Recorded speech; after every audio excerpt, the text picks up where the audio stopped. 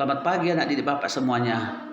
Kita bertemu kembali dalam pembelajaran jarak jauh kita, melanjutkan materi kita di minggu yang lalu, di mana di materi kita minggu yang lalu tentang bab 2, perlindungan dan penegakan hukum di Indonesia. Dan hari ini kita akan lanjutkan juga membahas tentang pentingnya perlindungan dan penegakan hukum. Nah, ini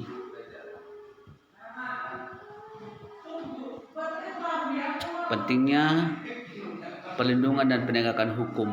Perlindungan dan penegakan hukum sangat penting dilakukan karena dapat mewujudkan hal-hal sebagai berikut. Pertama di situ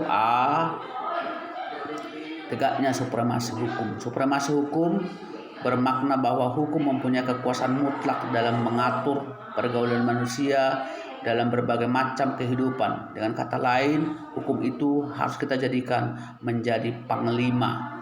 Yang B yaitu tegaknya keadilan. Nah, keadilan ini sangat penting untuk ditegakkan.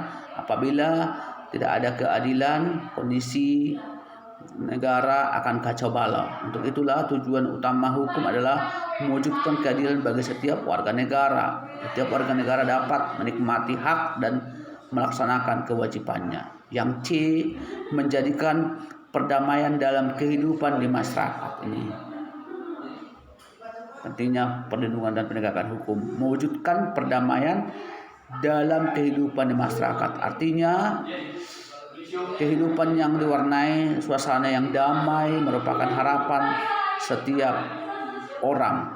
Bila negara damai, aman, tentram, kita pun bisa bekerja dengan baik. Bila negara dalam keadaan kacau balau, pasti kita pun tidak akan nyaman untuk melakukan aktivitas kita.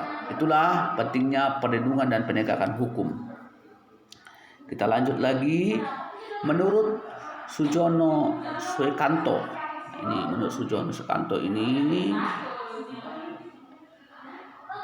keberhasilan proses perlindungan dan penegakan hukum menyangkut ditegakkannya hukum yang berlaku, akan tetapi sangat tergantung pada beberapa faktor. Supaya tegaknya hukum itu ada faktor-faktor. Pertama,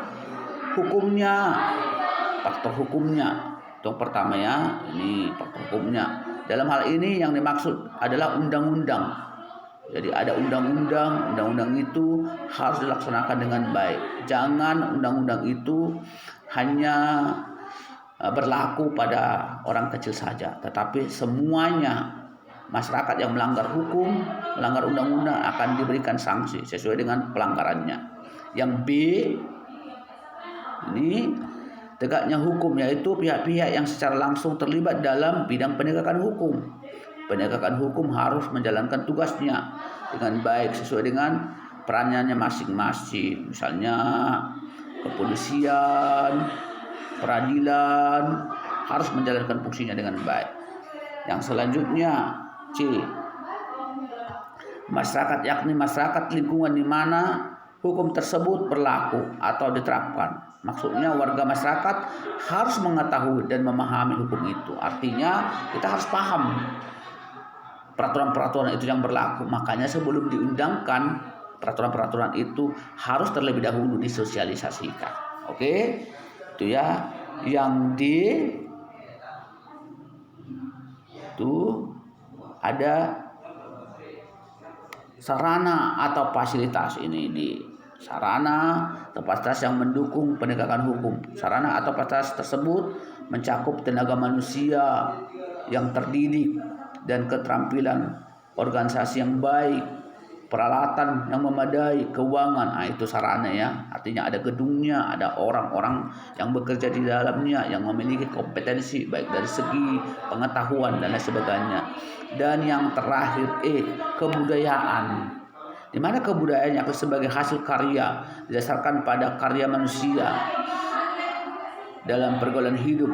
Dalam hal ini kebudayaan mencakup nilai-nilai yang melandasi hukum yang berlaku. Nilai-nilai merupakan konsepsi abstrak mengenai apa yang dianggap baik sehingga dianut dan apa yang dianggap buruk sehingga dihindari. Nah, hal-hal di ataslah yang makin memperkuat keyakinan kita bahwa proses perlindungan dan penegakan hukum merupakan sesuatu yang penting dan mutlak untuk dilaksanakan. Baik, kita di situ ada tugas mandiri. Itu nanti akan kamu kerjakan ya nak ya. Tugas mandiri kamu baca nanti di rumah dan ada pertanyaan di situ ya. Boleh kamu lihat dengan teliti tugas mandirinya. Dua-dua. Di mana di sana hukuman mati bandar narkoba harus konsisten. Karena kita lihat banyak pelaku yang melakukan pelanggar hukum tentang pengedaran narkoba, tetapi hukuman mati yang diterapkan itu belum konsisten. Nanti akan kamu baca secara teliti bagaimana penegakan hukum yang dilakukan oleh aparat sudahkah begitu tegas kepada mereka sehingga mereka tidak lagi tutup mata di dalam memberikan keputusan mereka. Kamu lihat di situ. Hukuman mati bandar narkoba harus konsisten. Nah ini ya, baca nanti nak ya. Sudah kamu baca, lihat juga sampai ke bawah. Ini sampai ke bawah, lihat. Boleh kamu lihat teliti. Kamu baca. Nah, kamu lanjutkan lagi nak. Nah, di situ ada perkataan, setelah Anda membaca berita tersebut, lakukanlah analisis terhadap pelaksanaan hukuman mati terhadap pelaku kasus narkoba dengan meninjau hal-hal sebagai berikut. Nah, itu ya. Pertama di situ, lihat kamu lihat satu, ini ada soalnya ya. Ini soalnya di soal